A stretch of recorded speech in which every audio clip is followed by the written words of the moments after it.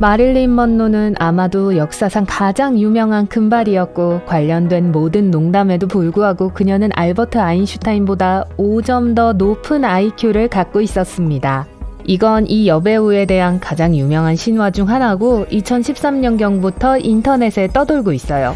그즈음 누군가가 먼로의 IQ가 165 이상이라는 소문을 퍼뜨렸어요. 먼로가 공식적으로 IQ 테스트를 받은 적이 없기 때문에 진짜 수치가 얼마인지는 알 수 없을 거예요.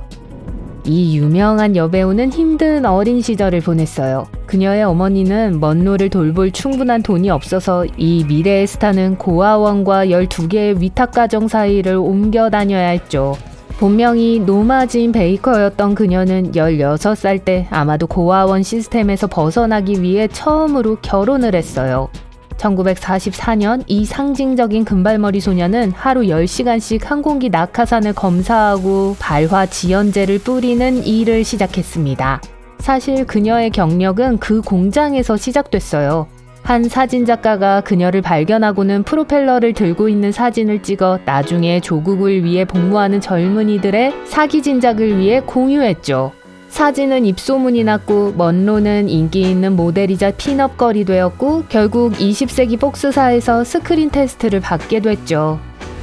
필름을 자르는 일을 하던 먼로의 어머니는 딸이 처음부터 스타가 될 것이라는 걸 알았기 때문에 딸의 이름을 여배우 노마 탈마지를 따서 지었어요. 노마는 그 이름으로 연기하다가 예명인 진 어데어로 바꾸었다가 또 바꾸기로 결심하죠. 처음에는 예명을, 그 다음에는 법적인 이름을 바꿨어요. 먼로는 어머니의 처녀 시절 이름이었어요. 증거는 없지만 이 여배우는 자기가 제임스 먼로와 어떤 식으로든 관련이 있다고 믿었고 아마도 그게 그 성을 쓰게 된 계기가 되었을 거라고 해요. 마릴린이라는 이름은 그녀가 마릴린 밀러라는 여배우를 닮았다고 생각한 스튜디오 경영자 벤 라이온에게서 영감을 얻은 거예요. 마릴린은 아버지가 누군지 알지 못했어요. 어느 순간 그녀는 그게 전설적인 배우 클라크 게이블이라고 믿기 시작했어요.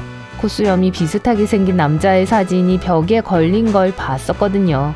그녀의 어머니는 그 남자와 사귀었다는 사실은 인정했지만 딸에게 그 사람의 이름을 알려주지 않았어요. 이 여배우 특유의 숨가쁜 목소리는 어린 시절 말더듬증을 극복하던 방법이었어요. 언어치료사는 먼로에게 그걸 극복하기 위해선 목이 쉰 듯한 스타일을 유지하라고 훈련시켰죠. 먼로가 마지막 영화 Something's Got to Give를 작업하고 있을 때 말더듬이증이 재발했어요. 대사 전달이 너무 어려워져서 그녀는 제작에서 나와야 했어요. 트루먼 커포티는 마릴린이 상징적인 티파니에서의 아침을의 주인공 역할을 하기를 원했어요. 홀리 골라이틀리의 이야기는 먼로의 불안한 어린 시절과 몇 가지 유사점이 있어요. 그녀는 테스트로 2장면을 연기했고 극작가는 완전 놀랐어요. 파라마운트사는 오드리 헵번이 그 역할에 더 나을 것이라고 결정했어요. 커포티가 헵번과는 좋은 친구였지만 이 선택을 지지하지는 않았어요. 먼로가 그 역할을 맡지 않은 또 다른 이유는 그녀의 조언가이자 연기 코치가 설득해 그만두게 했다는 거예요. 그녀는 먼로에게 어울리지 않는 캐릭터라고 확신했죠. 가장 유명한 사진 중 하나인 뉴욕 지하철 난간 위에 서 있는 먼로의 사진은 7년 만에 외출의 한 장면이었어요. 3시간이 걸렸고 그곳에는 14번의 테이크와 100명의 사진작가들이 있었어요. 이 역사적인 사진을 포착한 사람은 샘 쇼였어요. 샘의 손녀에 따르면 어느 순간 먼로가 할아버지를 향해 안녕 샘 스페이드 라고 소리쳤답니다. 먼로는 그를 그렇게 불렀다고 해요. 샘이 그 순간을 포착했어요. 새벽 1시에 촬영되었지만 2,000에서 5,000명 정도의 팬들이 현장으로 모이는 건 막지 못했어요. 관중들이 너무 많은 소음을 내서 제작진은 캘리포니아의 폭스로트에서 그 장면을 다시 촬영해야 했죠. 마릴린은 살이 너무 많이 드러나지 않도록 조심했어요. 그녀의 모든 노력에도 불구하고 유명한 야구선수였던 당시 남편인 조 디마지오가 그 장면을 못마땅하게 여겼어요. 그게 이혼의 원인일 수도 있겠네요.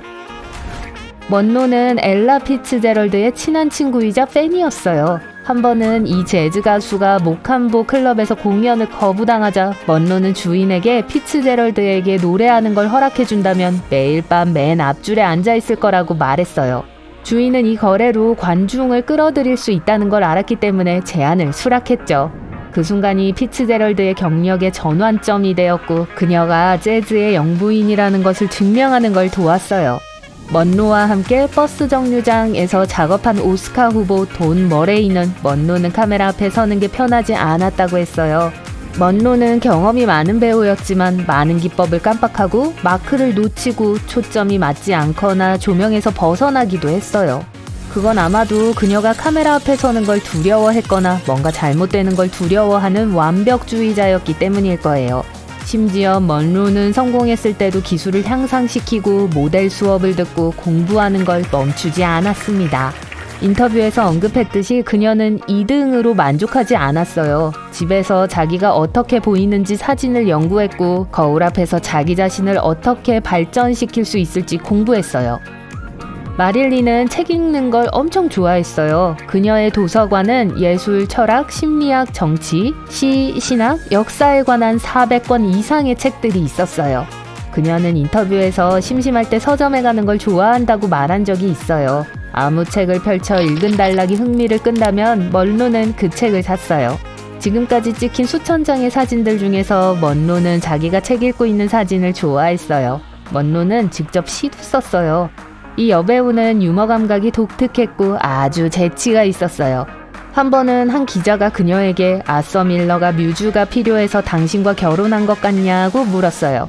그녀는 자신의 답변이 편집 없이 인쇄될 경우에만 대답하겠다고 했죠. 기자가 동의하자 그녀는 이렇게 대답했어요. No comment. 먼로가 1962년 존 F 케네디에게 해피 벌스데이를 부를 때 입었던 2,500개의 라인석으로 덮인 유명한 피부색 가운은 너무 꽉 끼어서 사람들이 그녀에게 그 드레스를 입히고 꿰매야 했어요. 그게 30년 후에 16억 원 이상으로 경매에 붙여졌고 가장 비싼 단일 의류 품목으로 기록을 세웠죠. 2016년 리플리의 믿거나 말거나가 61억 원에 이 드레스를 샀어요. 먼로에 대한 인기 있는 이야기 중 사실일 가능성이 꽤 높은 건 그녀가 나이 든 남자를 좋아한다는 거였어요. 1940년대 그녀의 룸메이트는 먼로가 알버트 아인슈타인에게 반했다고 말한 걸 기억해냈어요. 그녀가 세상을 떠난 후 룸메이트는 먼로의 흰색 피아노 위에 아인슈타인의 사진이 있는 액자를 발견했습니다. 프랭크 시나트라는 마릴린에게 꽤 특별한 선물을 주었어요. 말티즈요. 먼로는 시나트라와 마피아와의 연관성에 대한 농담으로 강아지를 마피아 또는 맙이라고 불렀어요. 맙은 시나트라가 먼로에게 선물한 값비싼 모피코트에서 낮잠 자는 걸 좋아했어요. 먼로는 사랑하는 반려동물을 비싼 식당과 백화점에 데려갔어요. 마릴린은 평생 개들을 사랑했고 여러 마리를 키웠고 항상 유기견들을 돕고 싶어 했어요. 먼로보다 오래 살았던 마지막 반려동물인 맙의 폴라로이드 사진 2장이 1999년 크리스티 옥션장에서 2억 원 이상의 가격으로 경매에 나왔어요. 먼로는 자기의 지적재산과 재산의 75%를 그녀의 연기 코치에게 남겼습니다. 나머지 25%의 재산은 정신과 의사에게 맡겼고 자기가 선택한 정신과 병원에 돈을 기부할 것이라고 했어요. 그 기금은 정신건강에 어려움을 겪고 있는 젊은이들을 지원하는 데 사용됐습니다. 먼로는 자라면서 경험한 것들 때문에 그 문제가 중요하다는 걸 알고 있었습니다.